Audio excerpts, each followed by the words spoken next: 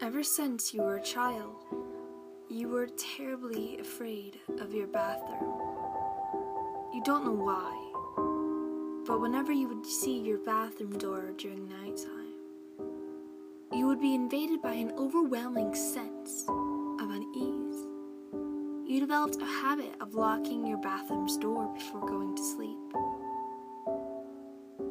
You would never rest at ease until you closed and locked the door and whispered to yourself, "It's locked." You never understood your own fears, and as you grew up, though you still felt them, you began trying to overcome them, or at least ignore them as best as you could. Although the feeling lingers, and you become bolder and bolder, and feel as if you could forget all about the seemingly unreasonable childhood trauma. You then decide to stop locking the door. Rolling around in bed, you try to muster up the willpower necessary not to look or think about the unsettling door. With some struggle, you finally fall asleep. You suddenly wake up in the middle of the night. The first thing you realize is you're not in bed anymore. You lie in a hard and cold tile floor, surrounded by nothing but darkness and silence.